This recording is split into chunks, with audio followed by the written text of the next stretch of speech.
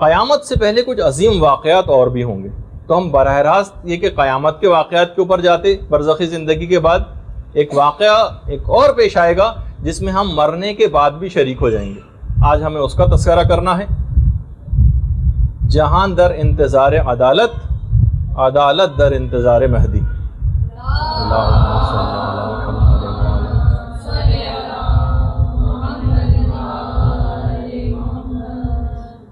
دنیا کو ہے جس مہدی برحق کی ضرورت، ہے جس کی نگاہ زلزلہ عالم افکار۔ علامہ اقبال بھی کہہ کے گئے، اور کبھی جس کو لوگ کسی اور طور پر سمجھتے ہیں وہ خود امام ہی کے لیے وہ شعر ہے کہ کبھی ہے حقیقت منتظر نظر آ لباس مجاز میں، کہ ہزاروں سجدے تڑپ رہے ہیں میری جبین نیاز میں۔ امام زمانہ کے لیے شعر کہا علامہ اقبال نے۔ زمانہ بہت تیزی کے ساتھ امام کے ظہور کبریٰ کی طرف بڑھ رہا ہے۔ اکثر علماء کے نزدیک تو امام کا ظہور صغریٰ ہو چکا ہے، اور امام کچھ لوگوں کے لیے ظاہر ہو چکے ہیں، اور جس کی ہم تفصیل میں تو ابھی نہیں جائیں گے۔ دیکھیے بعض اوقات ایسا ہوتا تھا کہ ایک زمانہ تھا کہ 50 سال، 60 سال، 70 سال گزر جاتے تھے، اور امام زمانہ کے ظہور کی کوئی ایک مشکل سے نشانی پوری ہوتی تھی۔ پچھلے 6 ماہ سے 8 ماہ کے عرصے میں ظہور کی 70 سے زائد نشانیاں پوری ہوئیں۔ اس پچھلے جن علماء نے کام کیا اس موضوع پر، وہ فرماتے ہیں اس پچھلے 6 سے 8 مہینے کے اندر 70 سے زائد نشانیاں پوری ہوئی ہیں ظہور کی۔ لیکن علماء کا یہ کہنا کہ اگر ہم ان نشانیوں کو ہی بتانے بیٹھیں تو عام طور پر اس ایک زمانے میں بہت بتائی بھی گئی ہیں اور بتائی جانی بھی چاہیے، کوئی ایسی برائی کی بات تو نہیں۔ البتہ کچھ علماء کا یہ بھی کہنا ہے کہ لوگوں کو فقط نشانیاں اور علامتیں بتاتے رہنا یہ گویا ان کو زہر دینے کے مترادف ہے۔ لوگ بیٹھتے ہیں کاغذ اور قلم لے کے کہ ابھی تو فلاں فلاں نشانیاں پوری ہونے باقی ہیں، لیکن اب تو جو بن رہی ہے شاید ہی سوائے چند ایک حتمی علامات کے تقریباً ساری علامتیں پوری ہو چکی ہیں۔ صرف 6-7 حتمی علامتیں باقی رہ گئی ہیں جو ظہور سے کچھ ہی عرصے پہلے ظاہر ہوں گی، ابھی جن کا تذکرہ ہم کرنے بھی والے ہیں۔ تو علماء کہتے ہیں کہ زہر دینے کے مترادف ہے اس بات کو، لوگوں کو علامتیں بتانا۔ لوگ یہ سوچتے ہیں کہ ابھی تو امام کے آنے میں بہت ٹائم، اور غفلت کا شکار ہو جاتے ہیں۔ اور جو شخص یہ سمجھ کے بیٹھے کہ نہیں امام کے ظہور کی علامتیں پوری ہو چکی، امام کبھی بھی ظہور کر سکتے ہیں، اور وہ ہر وقت تیار ہو کے اس کو بیٹھنا چاہیے۔ امام کے ظہور کے سلسلے میں تیاری کیا کریں یہ ہمارا موضوع نہیں، کتنا اہم موضوع ہے، لیکن کیونکہ ہمیں براہ راست اس پہ گفتگو نہیں کرنا بلکہ کچھ حالات کا تذکرہ کرنا ہے جو برزخی زندگی میں ہمارے ساتھ بھی پیش آئیں گے۔ اور اگر ہمارا انتقال ہو گیا اور امام کا ظہور بعد میں ہوا، اور پھر اس کے بعد ایک پورا ایک طویل دورانیہ ہوگا قیامت سے پہلے، اور اس کے کچھ واقعات کا تذکرہ کرنا مقصود ہے۔ البتہ صرف ایک بات کا ہم تذکرہ کریں گے کہ آج کل کے دور میں ہم کیا کریں۔ امام نے جو شیخ مفید کو ایک خط لکھا تھا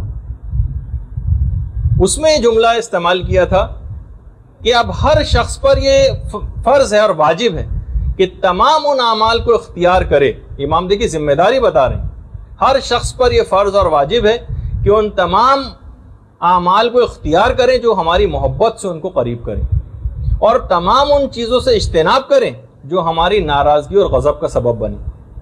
ہمارا ظہور اچانک ہوگا، امام کے جملے، توبہ کا اس وقت کوئی امکان نہ ہوگا، اور کوئی ندامت تم کو فائدہ نہ دے گی۔ تو بہرحال جب مراجع سے پوچھا گیا، آیت اللہ بہجت سے پوچھا گیا، آیت اللہ سیستانی سے پوچھا گیا ریٹن فتاوی کہ ہم ان کی غیبت میں کیا کریں، سب مراجع نے کہا کہ واجبات و حرام پر سختی کے ساتھ کاربند ہو جائیے، گناہوں کو مکمل طور پر چھوڑیے اور واجبات کے اوپر مکمل طور پر عمل کرنا شروع کر دیں۔ یہ آج کل کے دور کی سب سے بڑی ذمہ داری ہے۔ امام کے بارے میں چند ایک باتیں بیان کر کے تھوڑا سا امام کا، کیونکہ اتنا تفصیلی موضوع ہے اور ایک میں ہم کیسے اس کو مکمل کریں گے، میں صرف چند ایک مختصر طور پر امام کی بات بیان کرتے ہوئے اور پھر ان واقعات کی طرف آ جاؤں گا جو برزخی زندگی میں پیش آئیں گے ہمارے مرنے کے بعد، اور پھر ایک سیریز ہوگی واقعات کی جو قیامت تک چلے گی، ان کا بھی ایک تذکرہ ہوگا۔ تو دیکھیے سب سے پہلی بات تو یہ ہے کہ اب میں جو بات بیان کرنے جا رہا ہوں اس کا اطلاق فی الحال نہیں ہوگا آپ لوگوں کے پاس، کہ امام کے سلسلے میں ایک حکم یہ ہے کہ جب بھی کبھی امام کا نام لیا جاتا ہے تو علماء نے کہا کہ اس وقت ادب اور اس کا تقاضا یہ ہے احترام کا کہ امام کا نام سنتے ہی کھڑے ہو جائے. اچھا اس چیز کا رواج خود ائمہ معصومین نے خود اس چیز کو رواج دیا تھا. 8ویں امام کے سامنے جب اللہم صلی علی محمد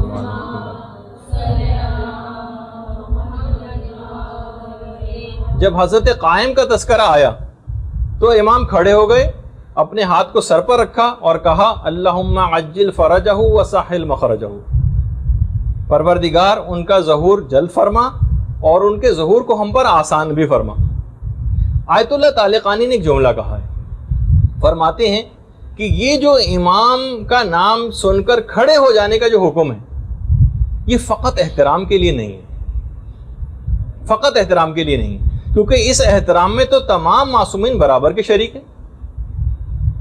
اس میں تو پیغمبر اسلام بدرجہ اولیٰ جو امام زمانہ سے بھی یقیناً افضل ہے وہ شریک ہے, تو ان کا نام سن کر لیکن یہ حکم نہیں, تو امام زمانہ کا نام سن کے کیوں کھڑا ہوا جائے. فرمایا کہ اس کے معنی یہ ہیں کہ گویا کھڑا ہونے والا شخص یہ اعلان کرتا ہے کہ امام آپ کے قیام میں ہر ممکن مدد کے لیے آمادہ ہوں, اور میں گویا یہ اعلان کر رہا ہوں کہ میں آپ کی نصرت کے لیے ہر ممکن طور پر تیار ہوں, اور خالی زبانی طور پر ہی نہیں, میں عملی طور پر بھی تمام اقدامات کرنے کو تیار ہوں. اپنے کھڑا ہو کے گویا وہ یہ اعلان کرتا ہے. تو خالی یہ ہم زبانی قلابے ہم کو نہیں ملانے چاہیے امام زمانہ کی ظہور کے لیے, اور صرف زیارتیں پڑھ رہے ہیں اور امام ہم آپ کے لیے بے چین ہیں اور آنکھیں آپ کو تلاش کر رہی ہیں, لیکن کرا کچھ بھی نہیں رہے امام کے لیے. امام کے مشن کے لیے کوئی کام ہی نہیں ہو رہا, ان کے آگے بڑھ کر کچھ ان کی ظہور کی راہ کو ہموار نہیں کیا جا رہا. امام کو کتنے ایسے لوگوں کی ضرورت ہوگی عالمی حکومت کے قیام کے لیے جو علم رکھنے والے ہوں گے, صاحب معرفت ہوں گے, اور فاسق و فاجر و بدکار تو نعوذ باللہ نہیں ہوں گے کہ امام ان کو مختلف عہدوں پر فائز کریں گے. ایسے افراد کی امام کو ضرورت ہوگی جو علم بھی رکھتے ہوں اور عادل بھی ہوں, گناہوں سے بھی بچتے ہوں. ایسے افراد کی تعداد میں اضافہ کر کے امام کو گویا مہیا کرنے والی بات ہے. یہ اسی وقت ممکن ہوگا کیونکہ علم, اگر تقوی کوئی انسان حاصل کرنے کی کوشش کرے اور علم اس کے پاس نہ ہو تو وہ گمراہی کی طرف بہت آسانی کے ساتھ جا سکتا ہے. علم کو پھیلانا معاشرے کے اندر ایک بہت بڑی ضرورت ہے جو امام زمانہ کے ظہور کے اندر مددگار ثابت ہوگی. اچھا پھر اس کے بعد کہ کیا امام کا نام لیا جا سکتا ہے. پہلے تو میں امام کا نام سب کو پتہ ہے کہ پیغمبر اسلام کے ہم نام ہیں امام زمانہ. باقاعدہ مستدرک الوسائل میں جملہ روایت ہے کہ جو بھی قائم کے قیام سے پہلے ان کا نام لے گا گویا وہ ان کا منکر ہوگا. یعنی امام کا نام لینا ان کی قیام سے پہلے وہ ان کا منکر شمار ہوگا. آیت اللہ سیستانی نے بھی احتیاط مستحب کے خلاف قرار دیا ہے امام زمانہ کے نام لینے کو. لیکن بہرحال جب ہمارے امام علی نقی علیہ الصلوۃ والسلام سے بھی یہ بات پوچھی گئی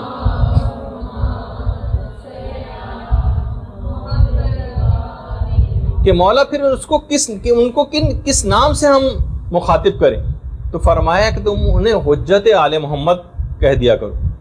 اور باقاعدہ امام کی خود اپنی ایک توقیع کے اندر جو مکتوب لکھے ہوئے آتے تھے امام کی طرف سے تحریری ہدایت نامے, اس میں یہ بات تھی کہ ملعون ہے وہ شخص جو لوگوں کی محفلوں میں ہمارا نام لیتا ہے. اچھا کچھ روایات میں اتنی سختی آئی ہے کہ امام کا نام نہ لیا جائے, کچھ روایتوں میں جواز کا تذکرہ بھی آیا ہے, یعنی جائز ہے امام کا نام لینا. اب اگر حرمت اور جواز کی روایتوں کو جمع کیا جائے تو نتیجہ علماء نے نکالا کہ مقام تقیہ میں امام کا نام لینا یہ جائز نہیں. شیخ حر عاملی نے وسائل الشیعہ کے اندر کہا, فرماتے ہیں کہ اگر کیونکہ ہمارا دور اس طرح کا دور ہے کہ اس میں اب ویسا تقیہ نہیں رہا جیسے کہ پہلے زمانے میں ہوا کرتا تھا, تو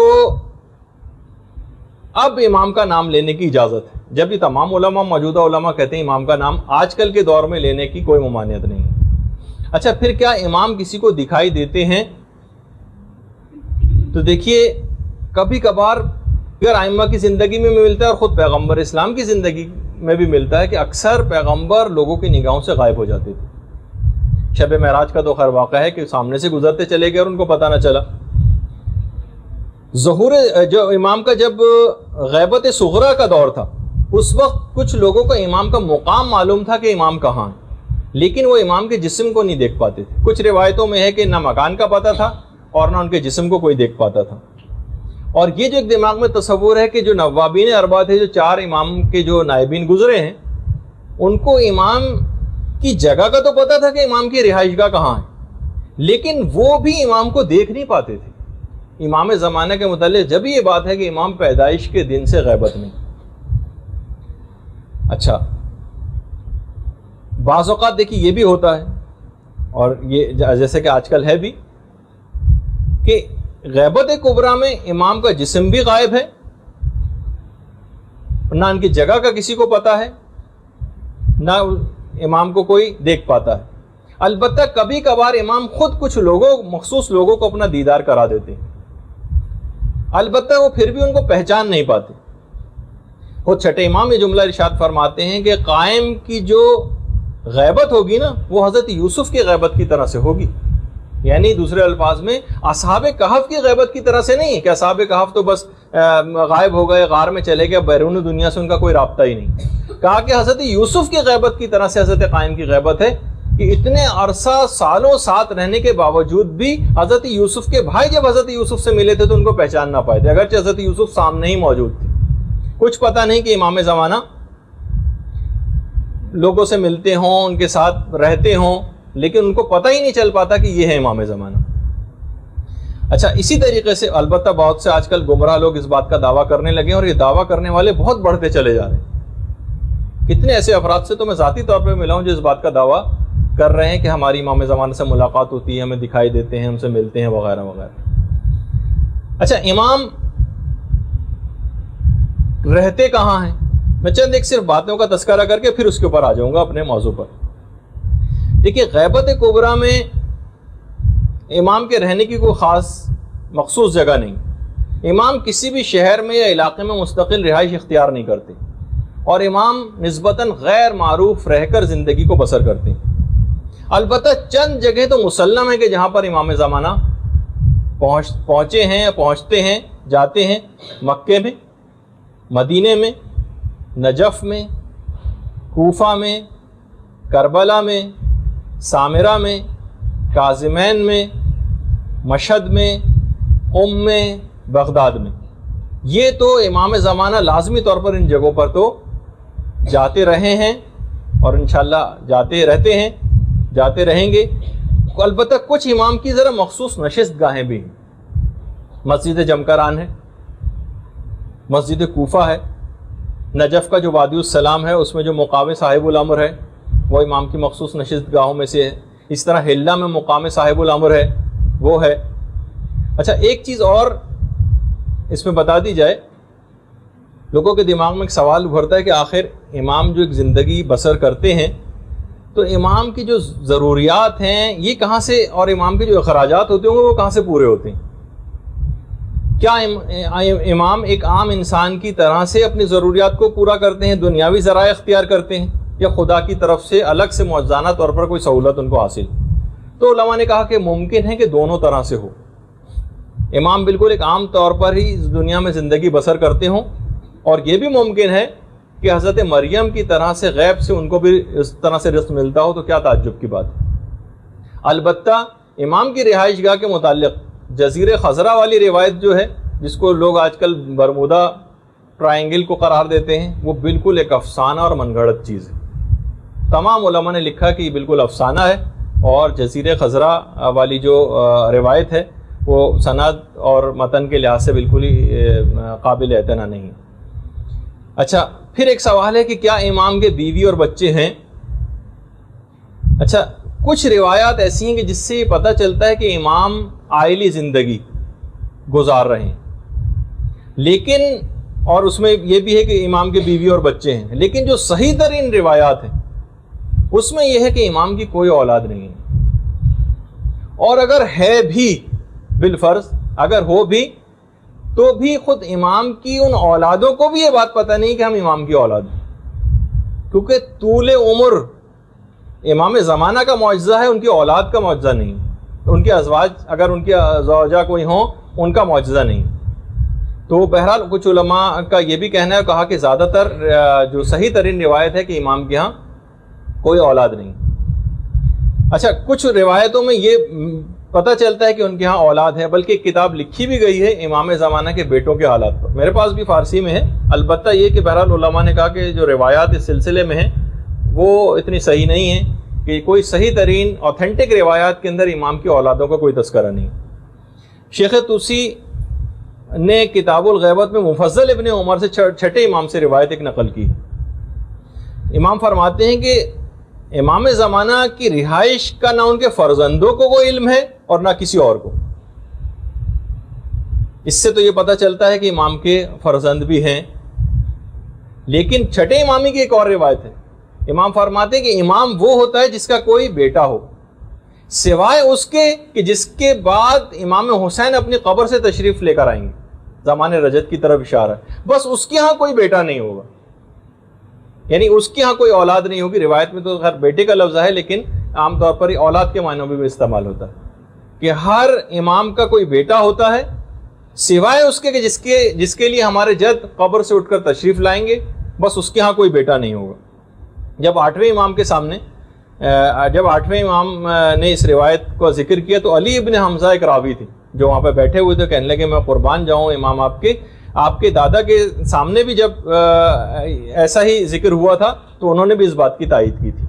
تو بہرحال خیر اس تحقیق کے اندر جانے کی کوئی ضرورت بھی نہیں ہے، لیکن ہم نے ایک ویسے ہی ذکر کر دیا کہ مختلف تاکہ تھوڑا سا ایک تعارف امام کا آ جائے۔ ہاں، زوجہ کے متعلق بھی کسی روایت کے اندر اس بات کا تذکرہ نہیں ہے کہ امام کی کوئی، اگر ہو بھی تو ہمارے علم میں کم سے کم نہیں۔ اولادوں کے سلسلے میں ایک تھوڑی سی بحث آئی بھی ہے، زوجہ کے سلسلے میں، کیونکہ وہی میں نے کہا کہ زوجہ کا یا کسی طول عمر کا معجزہ یہ امام زمانہ سے مخصوص ہے، ان کے کسی اور رشتہ دار سے مخصوص نہیں۔ تو اچھا، پھر ایک سوال اور ہوتا ہے، کیا امام کو خود اپنے ظہور کے حتمی وقت کا علم ہے؟ تو روایات سے یہ بات پتہ چلتی ہے کہ امام کو بھی اپنے ظہور کا علم نہیں ہے۔ اور چھٹے امام یہ بیان فرماتے ہیں کہ خدا جب انہیں ظہور کرنا ہوگا تو خدا ان کو ظہور کا الہام کرے گا۔ امام کو جبھی امام کا ایک لقب منتظر بھی ہے، یعنی وہ خود بھی انتظار کر رہے ہیں اپنے ظہور کا۔ اچھا، ایک اور روایت ہے جو چھٹے امامی سے ہے کہ پیغمبر اسلام کی جب رحلت کا وقت قریب آیا تھا تو پیغمبر کو پروردگار کی طرف سے ایک مکتوب ملا تھا، ایک مکتوب نازل ہوا تھا اور کہا تھا کہ محمد یہ میری طرف سے تمہارے خاندان کے نجیب اور پسندیدہ افراد کے لیے۔ پیغمبر اسلام نے جبریل سے پوچھا کہ یہ نجیب افراد کون ہیں؟ تو کہا کہ یہ علی اور ان کی اولاد ہے۔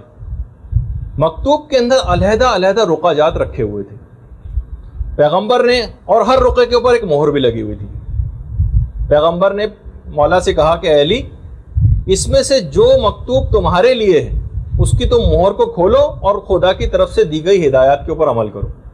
اسی طریقے سے ہر امام کے دور میں وہ رقعہ جات سیلڈ اینویلپ جو جس کو ہم کہیں اپنے زبان میں، ہدایات کو لکھے ہوئے ہر اماموں تک منتقل ہوتے رہے اور ہر امام نے اس کی مہر کو کھول کر اور اس کے اندر جو لکھی ہوئی ہدایات کے اوپر عمل کیا۔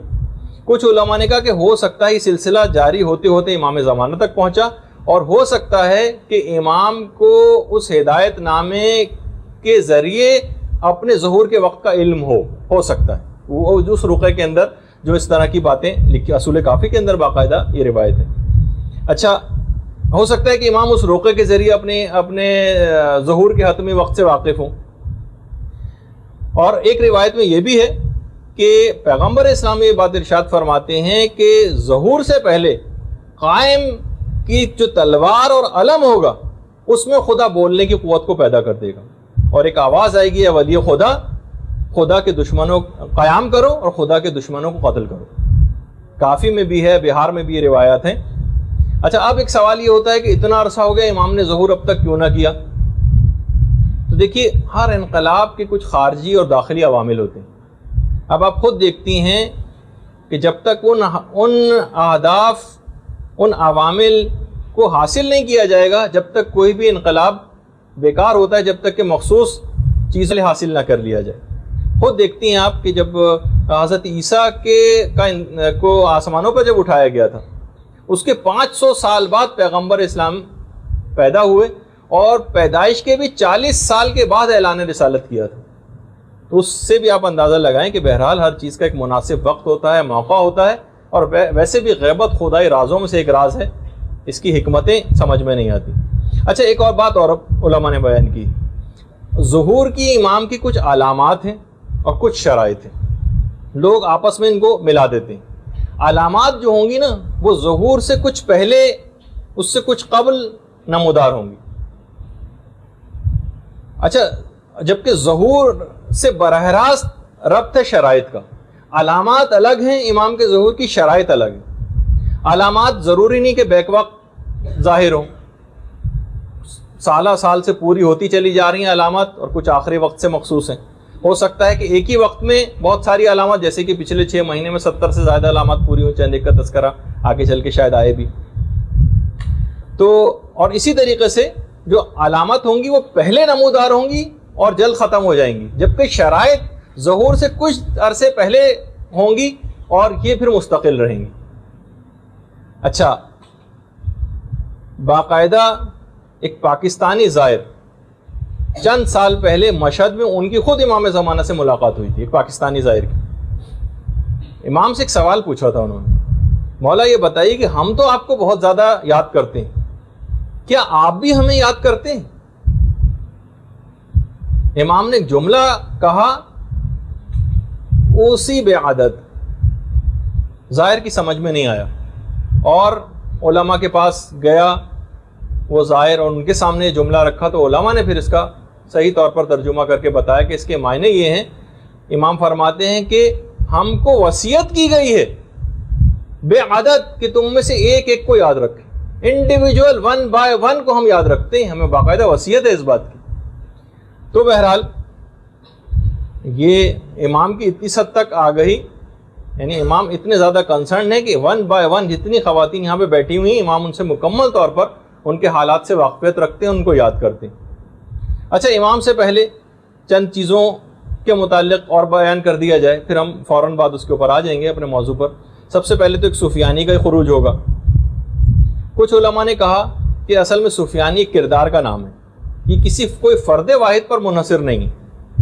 خود چوتھے امام کی ایک اصل میں ایک حدیث ہے جو اس سلسلے میں دلیل کے طور پر بھی پیش کی جاتی ہے کہ سفیانی کا جو خروج ہوگا نا وہ بالکل حتمی ہوگا، اتنا اور بتا دوں۔ اور امام نے فرمایا کہ ہر قیام کرنے والے کے مقابلے میں ایک سفیانی ہوتا ہے۔ اس لحاظ سے تو یہ کسی کیریکٹر کا ایک نام ہوا، بہار کے اندر بھی روایت ہے چوتھے امام کی کہ ہر حق کے لیے قیام جو کرتا ہے اس کے لیے ایک سفیانی ہر زمانے میں۔ اچھا، خروج کے 9 ماہ کے بعد، یعنی سفیانی کا جب بھی خروج ہوگا اس کے 9 ماہ کے بعد اس کو وادی بیدا میں اس کے لشکر کو غرق کر دیا جائے گا۔ وادی بیدا مدینے کے قریب ہی ایک مقام ہے، اور جب حج کلاسز ہو رہی تھی تو میں نے وادی بیدا کی فوٹوگراف بھی دکھائی تھی، اور اس وقت بھی یہ بتایا تھا اور ارادہ ہمارا یہ بھی ہے آپ میں سے اکثر کی طرف سے، بہرحال ایک ہے کہ پہلے جو گروپ تھا جس کی حج کلاسز لی تھیں وہ ذرا ایک مختصر گروپ بھی تھا، لیکن اب کافی زیادہ تعداد مختلف گروپس کی ہو گئی، اور ان کی طرف سے بھی یہ ہے کہ حج کلاسز دوبارہ لیجئے۔ اب ہمارے پاس سہولیات بھی کچھ پروردگار کے فضل و کرم سے زیادہ ہو گئی ہیں، پروجیکٹر بھی آ گیا ہے، تو انشاءاللہ ہم کوشش کریں گے، اور کچھ مسائل بھی حج کے تبدیل ہو گئے ہیں پچھلے سالوں کی نسبت، تو دوبارہ حج کلاسز شروع کرنے کے کچھ شرائط کے ساتھ اس کو شروع کیا جائے گا دوبارہ، وہ آپ کے سامنے انشاءاللہ پیش کریں گے۔ تو اس میں نے جب کلاسز ہو رہی تھیں تو وادی بیدا جہاں پر سفیانی کے لشکر کو غرق کیا جائے گا اس جگہ کی فوٹوگراف بھی دکھائی تھی۔ اچھا، کچھ تو اچھا یہ جو ہے نا، یہ امام وادی بیدا کا زمین میں دھس جانا اور سفیانی کے لشکر کا یہ حتمی علامات میں سے ایک ہے امام کے ظہور کی۔ اچھا، اسی طریقے سے نفس زکیہ ہے، نفس زکیہ کی شہادت۔ یہ کوئی مخلص مومن ہوں گے جو نفس زکیہ کے نام سے جن کو کہا ہے کہ جو دین خدا کے جتنے انحرافات ہیں، یعنی دین جن انحرافوں کا شکار ہو چکا ہے اس کے لیے وہ خروج کریں گے اور اس کے بعد قتل کر دیے جائیں گے۔ اور یہ اتنی کوئی پرومیننٹ شخصیت ہوں گے، علماء نے کہا کہ روایت میں جملہ ملتا ہے کہ مومنین ان کی شہادت سے بہت رنج محسوس کریں گے۔ اس کا مطلب ہے کوئی غیر معروف ایسے آدمی نہیں ہوں گے، کوئی بہت معروف ہوں گے اور ان کی شہادت واقع ہوگی۔ اسی طریقے سے سید حسنی، سید حسنی کی آمد بھی امام کے قیام سے پہلے اور اس کے پھر فوراً بعد امام کا ظہور ہوگا، اور سید حسنی امام کو پہچان لیں گے، ان تک پہنچ جائیں گے، اور اس کے بعد لوگوں کو یقین دلانے کے لیے امام سے کچھ دلائل طلب کریں گے، جن کا بھی آگے چل کر تذکرہ بھی ہونے والا ہے، اور پھر امام ان کو قائل کریں گے سید حسنی کو۔ اسی طریقے سے دجال کا دیکھیں میں کتنی تیزی سے گزر رہا ہوں، لیکن ان کے اندر بھی بڑی تفصیل ہے، لیکن ہمیں وہ بیان کرنا مقصود نہیں ہے، وہ آپ کتابوں میں پڑھ سکتی ہیں۔ دجال، ویسے تو دجال لغوی اعتبار سے بہت بڑے جھوٹے کو کہا جاتا ہے، فریبی، انگلش یا فرانسیسی میں سے اینٹی کرائسٹ یا دشمن مسیح کے نام سے یاد کیا گیا ہے۔ تو شیخ صدوق نے بھی ایک روایت لکھی ہے کہ یہ جو دجال ہے نا، اصل میں پیغمبر اسلام کی زندگی میں ہی پیدا ہو چکا تھا، اور پیغمبر نے اسے مصلحتاً قتل نہیں کیا تھا تاکہ یہ اس کی رسی کو تھوڑا دراز کیا جائے اور مستقبل میں یہ امام کے دور میں پہنچ جائے اور اس وقت کا دجال ثابت ہو، روایت میں یہ۔ اچھا، یہ ظہور کے ٹھیک 18 دن کے بعد، یہ امام کے ظہور کے ٹھیک 18 دن بعد خروج کرے گا۔ دیکھیے بعض یہ میں اور بتا دوں کہ اگر میں ظہور دجال کہوں تو وہ بھی صحیح ہم، لیکن امام کے منسوب ہونے کی وجہ سے ظہور کے لفظ کو ذرا ہم نے بہت متبرک سمجھا ہے، اور قرض بھی نہیں ہے اس کے اندر، لیکن خروج عام طور پر ان لوگوں کے لیے استعمال ہوتا ہے، سفیانی کے لیے، دجال کے لیے، اور امام کے لیے ظہور کا لفظ استعمال ہوتا ہے۔ لیکن اگر ظہور دجال کا بھی لفظ کہیں کہ آپ پڑھ لیں تو وہ بھی کوئی غلط لفظ نہیں۔ یہ ٹھیک 18 دن کے بعد خروج کرے گا یا ظاہر ہوگا، اور اس حد تک یہ تاکیدی امر ہے۔ روایات میں یہ ہے کہ امام کا اگر ظہور ہو جائے اور اس کے ٹھیک 18 دن کے بعد دجال کا ظہور نہ ہو تو سمجھ لینا کہ وہ سچا مہدی نہیں ہوگا، یعنی اتنا یقینی ہے ٹھیک 18 دن کے بعد امام کے ظہور کے دجال کا ظہور ہونا۔ اور یہ بھی روایات میں ہے، جو موجودہ زمانہ بہت تیزی کے ساتھ لگ رہا ہے کہ اس طرف جا رہا ہے، دجال کے ساتھ 70,000 یہودیوں کی ایک فوج ہوگی، یہ ہے۔ اور خروج کے بعد یہ جب خروج کر لے گا تو دجال کی ٹوٹل عمر خروج کے بعد فقط 40 روز تک ہوگی، اور اس کے بعد یہ حضرت حجت کے ہاتھوں قتل کر دیا جائے گا۔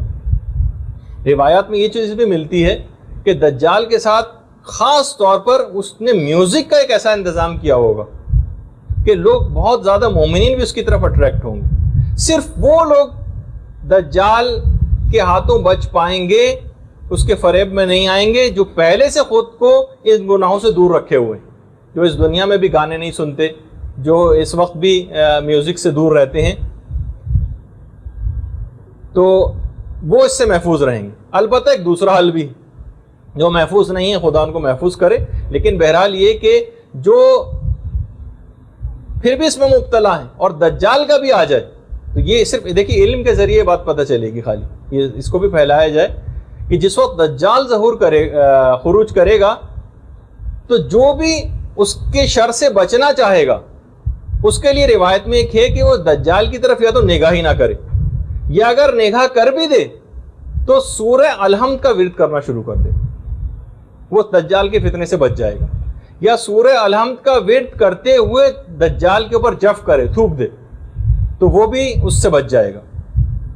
یہ طریقہ جو ہے پیغمبر اسلام نے بتایا کہ دجال سے بچنے کا جو طریقہ ہے۔ اچھا، اب علماء نے کہا کہ ہو سکتا ہے کہ یہ دجال کا جو لفظ ہے یہ رمزی ہو۔ دجال اصل میں ہر چالاک و مکار کے لیے بھی دجال کا لفظ استعمال ہو جاتا ہے، مغربی تہذیب جو فریبی ایک تہذیب ہے اس کے لیے بھی دجال کا لفظ ہے۔ اچھا، اسی طریقے سے دیکھیے ایک بات اور بتا دی جائے کہ سفیانی فلسطین سے خروج کرے گا روایات میں۔ اچھا، فلسطین اور اسرائیل یہ تو بالکل ملے ہوئے ہی ہیں، یعنی یہ کہا جائے کہ اسرائیل سے خروج ہوگا۔ سید حسنی کا ایران سے ہوگا، اور امام زمانہ کا مکہ سے ظہور ہوگا۔ اچھا، یہ جو تینوں واقعات ہیں، اللہم صلی علی محمد وعلی محمد، یہ جو تینوں واقعات ہیں، سفیانی کا فلسطین یا اسرائیل سے خروج، سید حسنی کا ایران سے، اور امام کا مکے سے، یہ ایک سال کے اندر اندر واقع ہوں گے، ایک سال کے اندر یہ تینوں چیزیں ہوں گی۔ اور یہ بھی ہے، دیکھیے اب تو لگ رہا ہے کہ زمانہ اس جنگ کی طرف جا رہا ہے مسلسل۔ ملتا ہے روایت میں کہ امام زمانہ کا آخری معرکہ رام اللہ میں ہوگا، یہ روایات میں رام اللہ جو اس وقت فلسطین کا ایک علاقہ ہے، تو انشاءاللہ اس کی بھی میں کبھی تفصیل بتاؤں گا. امام کے ظہور سے پہلے خاص چیز اور ہے جس میں بہت سی باتیں بھی ہم کو اس لحاظ سے بتانی ہیں جس سے بچنے کے طریقے بھی اس میں آتے ہیں کہ امام کی آمد سے پہلے ایک زوردار دھماکے چیخ کی آواز آئے گی. روایات میں یہ اس وقت کے لیے بھی روایت میں ہدایات ہے. وہ یہ ہے کہ انسان اپنے کھڑکی اور دروازے بالکل گھر کے بند کر لے اور خاص طور پہ جو شیشوں جہاں شیشے لگے ہیں اس سے دور ہٹ جائے اور سجدے میں چلا جائے اس چیخ کی یا دھماکے کی آواز کو سن کر اور ایک جملہ کہے, وہ مسلسل اس کا ورد کرے, سبحان القدوس ربنا القدوس, تو وہ چیخ یا دھماکے کے نقصانات سے محفوظ ہو جائے گا. یہ روایات میں سبحان القدوس ربنا القدوس سجدے میں جائے اور مسلسل اس کو ورد کو پڑھتا رہے. اچھا, وہ اس کے نقصانات سے محفوظ ہو جائے گا. اچھا, پھر اس کے بعد وہ آسمانی آواز آئے گی. دیکھیے میں بہت تفصیل تیزی کے ساتھ جا رہا ہوں. آسمانی آواز آئے گی جبریل کی, جاء الحق وزهق الباطل ان الباطل کان زهوقا, اور اس جبریل کی آواز سن کر لوگوں کے 3 گروہ ہو جائیں گے. ایک گروہ تو فوراً امام کی مدد کے لیے نکل کھڑا ہوگا بغیر کچھ سوچے سمجھے, یعنی اس کو پتا ہوگا ایک مخصوص آواز آئے گی جو ہر شخص اپنی زبان میں سنے گا. معجزانہ طور پر جیسے یہ پہلا قدم اٹھائے گا اس کا اگلا قدم مکے میں ہوگا. یہ پہلا گروہ ہے جو معجزانہ طور پر اس کو ایک بہت بڑی سعادت ملے گی. دوسرا گروہ وہ ہوگا جو اس آواز سے مکمل طور پر متفق تو ہوگا لیکن وہ سوچے گا کہ بھائی ٹھیک ہے امام نے بلایا ہے لیکن بیوی بچوں کی بھی کچھ مصروف کوئی ذمہ داریاں ہیں. یہ دوسرا گروہ ہوگا. اور اس کے بعد پھر ایک اور آواز آئے گی کہ جو کہ شیطان کی آواز ہوگی کہ تمہارے رب نے فلسطین میں ظہور کیا ہے, یا اسرائیل میں جس کو کہا جائے. اور اس کے بعد پھر ایک اور آواز جبرائیل کی آئے گی کہ پہلی اس آواز کے اوپر یقین نہ کرنا, یہ جھوٹی آواز ہے. اچھا, اتنا اور بتا دیا جائے کہ باقاعدہ مفضل نے چھٹے امام سے پوچھا بھی تھا کہ مولا یہ بتائیے کہ جب یہ حضرت قائم ظہور کریں گے تو کیا یہ کچھ لوگوں کے ساتھ ہوں گے یا اکیلے ہی آئیں گے؟ تو امام نے ایک جملہ کہا تھا کہ مفضل وہ اکیلے ہی ظہور کریں گے. وہ ظہور سے ایک رات پہلے مکے میں آ جائیں گے اور مکے میں وہ رات تنہا گزاریں گے اور اس کے بعد پھر اگلے دن ان کا ظہور ہوگا. جب امام آئیں گے تو جو سب سے پہلا جملہ استعمال کریں گے, سب سے پہلا جملہ کعبے کی پشت سے پیٹھ لگا کر بیٹھ جائیں گے اور سورہ ہود کی 86ویں آیت پڑھیں گے, بقیت اللہ خیر لکم ان کنتم مؤمنین. اگر تم مومن ہو تو بقیت اللہ تمہارے لیے سب سے بہتر ہے. اس کے بعد امام کی بیعت شروع ہوگی, جو تفصیلات ہیں کہ اس کے بعد جو بھی کوئی امام کو سلام کرے گا وہ السلام علیکہ یا بقیت اللہ کہہ کے سلام کیا کرے گا. امام اس کے بعد پھر جملے ہیں امام کے, امام کہنا شروع کریں گے, خطبہ دیں گے کہ جو کوئی آدم و شیس کو دیکھنے کا خواہش مند ہو وہ دیکھ لے کہ میں ہی آدم و شیس ہوں. جو نوح اور سام کو دیکھنے کا خواہش مند ہو وہ دیکھ لے کہ میں ہی نوح اور سام ہوں. جو ابراہیم و اسماعیل کو دیکھنے کا خواہش مند ہو وہ دیکھ لے کہ میں ہی ابراہیم و اسماعیل ہوں. جو موسیٰ اور یوشع کو دیکھنے کا خواہش مند ہو وہ دیکھ لے کہ میں ہی موسیٰ اور یوشع ہوں. جو محمد مصطفیٰ اور علی مرتضیٰ کو دیکھنا چاہے وہ دیکھ لے اللہم صلی علی محمد.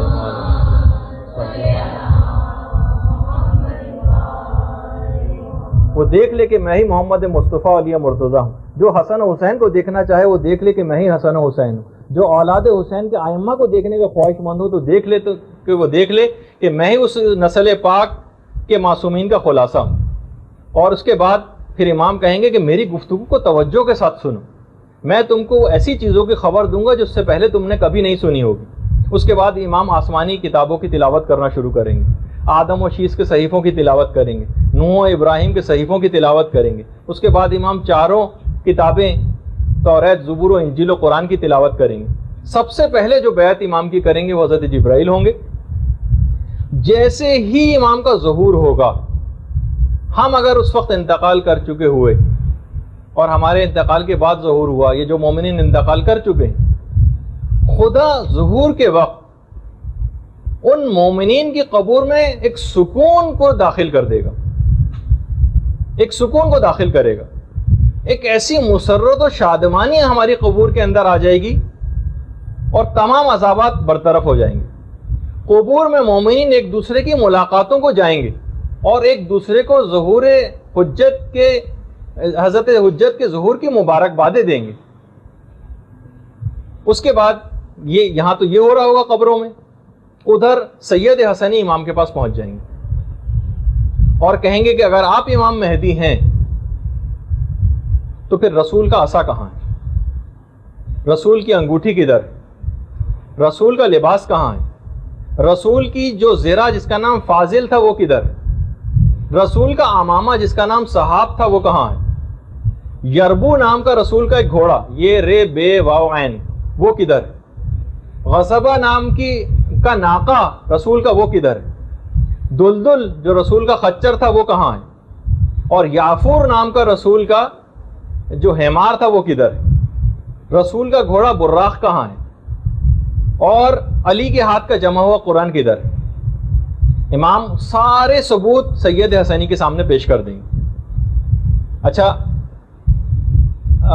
امام اس وقت عصائے رسول کو زمین پر ماریں گے، دیکھیے میں تیزی کے ساتھ جا رہا ہوں اس میں، اور اس میں سے ایک پودا نمودار ہوگا جو دیکھتے ہی دیکھتے ایک پھلدار درخت میں تبدیل ہو جائے گا۔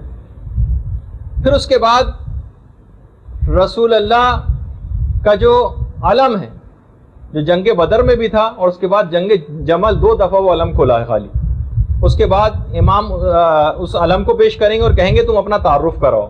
اب علم اپنا تعارف کرانا شروع کرے گا، میں رسول کے حقیقی اور سچے جانشین کے ہاتھ میں ہوں۔ اس کے بعد امام ذوالفقار کو پیش کریں گے، ذوالفقار سے بھی آواز ہے کہ میں اس کے سچے جانشین کے ہاتھ میں ہوں۔ پھر اس کے بعد روایت میں ہے کہ ایک روایت میں کہ امام مہدی یہ کام کریں گے، ایک میں ہے کہ سید حسنی یہ کام کریں گے کہ عصائے موسیٰ کو اٹھا کر زمین پہ ماریں گے اور اسی وقت 12 چشمے پھوٹ پڑیں گے۔ ان 12 چشموں کی بھی خاص وجہ ہوگی کہ اس وقت اعلان بھی کر دیا جائے گا کہ جو شخص بھی امام کے ظہور کے بعد امام کے پاس پہنچنے والا ہوگا اس سے کہا جائے گا کھانے اور پینے کا کوئی سامان لانے کی ضرورت نہیں ہے، عصائے موسیٰ کے ذریعے جو چشمے پھوٹیں گے اور کھانے لوگ سیراب بھی اسی سے ہوں گے اور اپنی غذائی ضروریات بھی اس سے پوری کریں گے، ایک پوری تفصیل ہے روایت میں۔ اس کے بعد انگشتری سلیمان امام وہ پیش کریں گے کہ جب حضرت سلیمان کی وہ انگوٹھی جب حضرت سلیمان پہن لیتے تھے تو تمام پرندے اور جانور ان کے گرد جمع ہو جاتے، اپنے مسائل پیش کرتے تھے، ان کی زبان میں حضرت سلیمان ان کے جوابات دیتے تھے۔ امام بھی اسی چیز کو دہرائیں گے اور وہ انگوٹھی پہن لیں گے، پرندے سارے جمع ہو جائیں گے، امام ان کو ان کی زبان میں جواب دیں گے۔ اس کے بعد سید حسنی کہیں گے وہ رسول اللہ کی زرہ کہاں ہے جو ان کے صحیح اور سچے جانشین کے علاوہ کوئی اور نہیں پہن سکتا۔ امام وہ زرہ پیش کریں گے اور سید حسنی سے کہیں گے تم اس کو پہنو۔ سید حسنی لرز جائیں گے، نہیں میں اس زرہ کو نہیں پہن سکتا۔ امام اصرار کریں گے کہ نہیں تم پہنو اس کو، جب وہ پہنیں گے تو ان کے جسم پہ فٹ نہیں آئے گی۔ امام سید حسنی کی فوج کے سامنے اس وقت اس چیلنج کے طور پر اس زرہ کو پیش کریں گے، سب پہن کے فوجی پہن کے اس کو دیکھیں گے، لیکن کسی کے جسم کے اوپر وہ زرہ فٹ نہیں آئے گی، یہاں تک کہ امام پھر اس زرہ کو خود پہنیں گے اور ان کے جسم پر مکمل طور پر وہ زرہ فٹ ہو جائے گی۔ سید حسنی اپنی تمام تر فوج کے ساتھ اس وقت امام کی بیعت کر لیں گے۔ اچھا، اس وقت جب امام کی بیعت ہوگی تو اس وقت اور کون کون بیعت کے لیے آئے گا؟ کہا روایات میں ہے کہ 30,313 فرشتے بھی بیعت کے لیے اس وقت پہنچ جائیں گے۔ کچھ اس میں فرشتے وہ ہوں گے ان 30,313 میں سے جو حضرت نوح کی کشتی میں ان کے ساتھ تھے، کچھ فرشتے وہ ہوں گے جو حضرت ابراہیم کو جب آگ میں پھینکا جا رہا تھا اس وقت ان کے ساتھ تھے، کچھ وہ فرشتے ہوں گے جو حضرت موسیٰ کے ساتھ اس وقت تھے کہ جب حضرت موسیٰ کے لیے دریا کو پھاڑا جا رہا تھا، اور کچھ حضرت عیسیٰ کے ساتھ وہ فرشتے تھے کہ جب حضرت عیسیٰ کو آسمانوں پر بلند کیا جا رہا تھا، اور 4,000 فرشتے نشان زدہ ہوں گے، مارکڈ بالکل، اور 1,000 فرشتے اور ان کے ساتھ نازل ہوں گے۔ 313 فرشتے وہ ہوں گے جو جنگ بدر میں پیغمبر اسلام کی نصرت کے لیے نازل ہوئے تھے، اور 4,000 فرشتے وہ ہوں گے جو امام حسین کی مدد کے لیے کربلا میں تشریف لائے تھے، اور لیکن امام نے ان کو جنگ کی اجازت نہیں دی تھی اور وہ پھر واپس نہیں گئے تھے۔ یہ فرشتے اس کے بعد پھر واپس آسمانوں میں نہیں گئے، امام کی شہادت کے بعد ان کی قبر کے ارد گرد ہی گریہ کونا ہے، بال پریشان ہیں، غبار آلود ہیں، اور یہ قیامت تک ان کا ایک سربراہ ہے ان فرشتوں کا جس کا نام منصور ہے۔ یہ جو بھی زائر کربلا جاتا ہے یہ تمام فرشتے اس کے استقبال کے لیے جاتے ہیں، جب زائر وہاں سے ودا ہونے لگتا ہے کربلا سے اس کو ودا کے لیے آتے ہیں، جب کوئی زائر بیمار ہو جاتا ہے تو اس کی عیادت کے لیے جاتے ہیں، اگر کوئی زائر انتقال کر جاتا ہے تو اس کی نماز جنازہ پڑھنے اور اس کے استغفار کے لیے آتے ہیں۔ یہ سب کے سب فرشتے آسمانوں میں واپس نہیں گئے تھے، اور یہ امام زمانہ کے ظہور کا انتظار کر رہے ہیں اور یہ آپ کی نصرت کریں گے ظہور کے بعد. اچھا اس کے بعد میں ابھی جیسے کہ 5ویں امام کی وہ روایت ہے جو ہم نے اس سے پہلے کھانے پینے کے سلسلے میں پیش کی. امام فرماتے ہیں کہ ندا آئے گی کہ تم میں سے کوئی بھی کھانا لانے کی زحمت کو نہ گوارا کرے. کہ امام کے پاس حضرت موسیٰ کا وہ پتھر ہے جس سے 12 چشمے پھوٹ پڑتے ہیں, اور حضرت قائم کا جب ظہور ہوگا تو اس پتھر سے جو چشمے پھوٹیں گے اسی سے لوگ اپنی پیاس کو بجھائیں گے اور اسی سے لوگ اپنی بھوک کو بھی ختم کریں گے.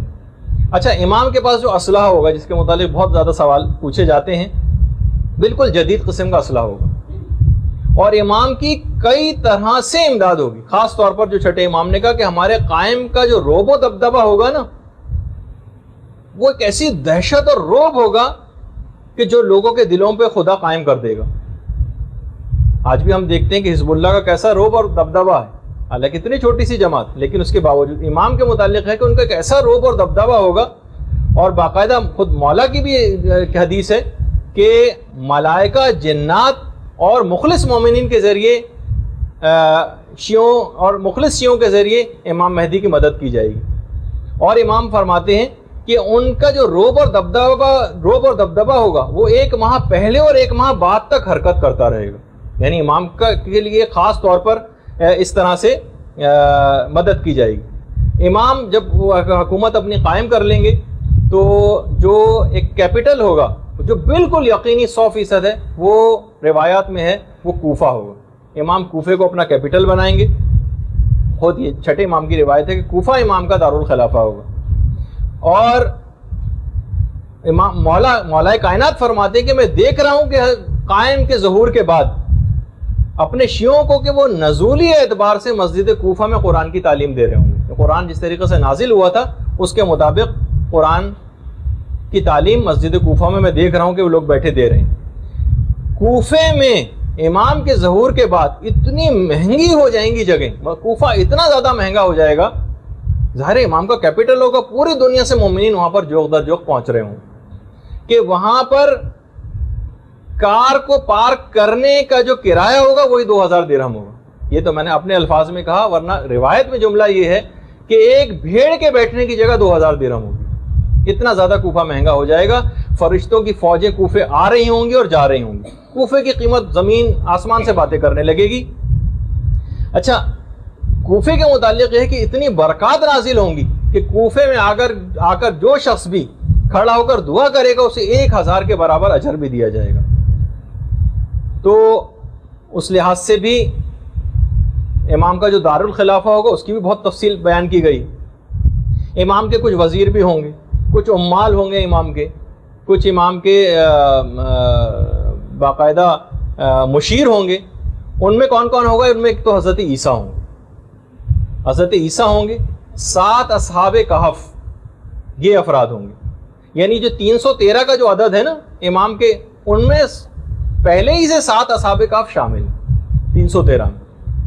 حضرت موسیٰ کے وسیع حضرت یوشع ہوں گے, یہ امام کے سارے منسٹرز کے نام ہیں. مومن آل فرعون ہوگا, قرآن میں جس کا تذکرہ ہے مومن آل فرعون کو دوبارہ اٹھایا جائے گا. سلمان فارسی ہوں گے, مالک اشتر ہوں گے, ابو دجانہ انصاری ہوں گے, اور ایک قبیلہ تھا قبیلہ حمدان, ان کے لوگوں کو دوبارہ اٹھایا جائے گا.